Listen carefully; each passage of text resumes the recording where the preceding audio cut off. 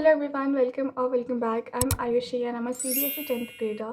In this video, I'm gonna share how I make my own notes and you can too. Before your exams, you won't want to scan through all those huge paragraphs from your textbook once again.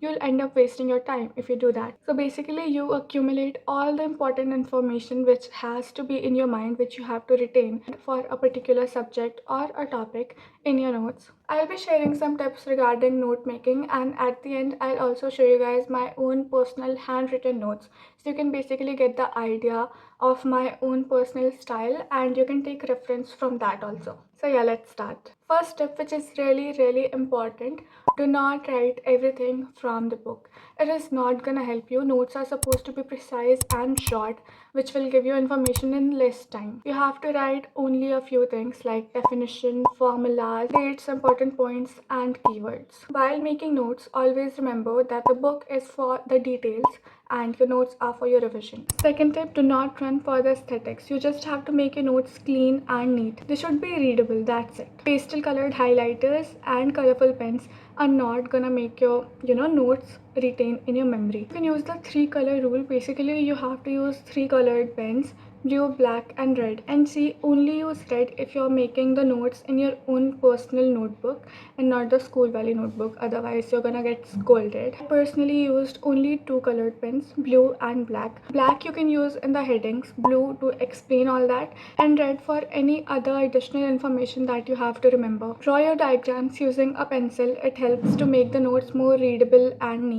And in your exams also, you have to use a pencil for making all the diagrams and flowcharts. Third tip, really important: use flowcharts and diagrams in your notes. Especially in SST and science, use flowcharts. For example, you can look at these flowcharts in my science ki notes.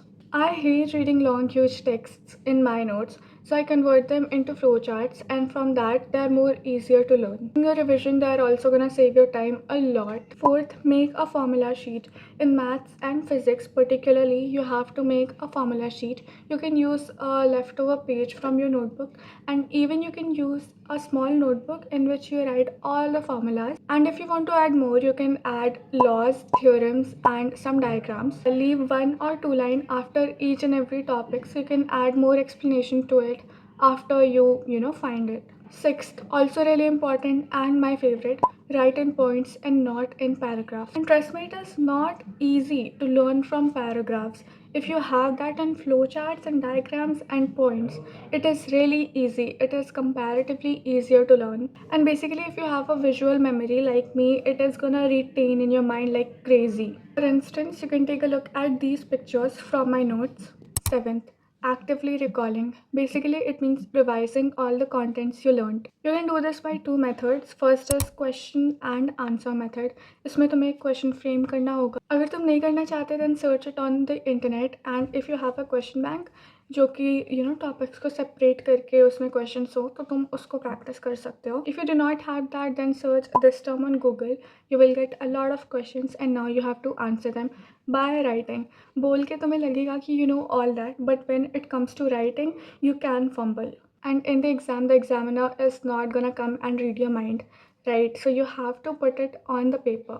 Second method for active recall is blurting. इसमें तुम क्या करते हो कि एक topic को तुम learn करोगे, फिर उसके बाद you take a separate notebook or a sheet. You will write all the things which you remember from that topic on that particular notebook or paper, again in points and not in long paragraphs.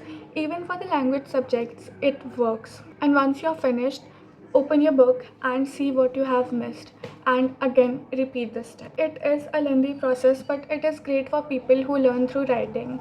That was all about the tips, and now let me share my own notes. I used to make notes on the margins of my NCRT. First, I read the NCRT line by line.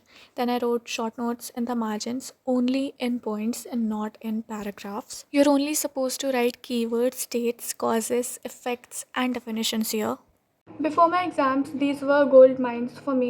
I just used to open the book and read all the things that I had written on the margin, and my revision was done. I have also made those kind of notes which you can call note wale notes, like in a copy in a notebook. But trust me, it did not help me as much. Maybe it can help you, but to me it did not. So yeah, if you're struggling with the same, then you can use this particular method, and don't forget to comment below if it helped you, because I'll be really glad to know that I was able to help you. And yes, that was it for today's video. See you in the next one, and subscribe for more such content. Bye bye.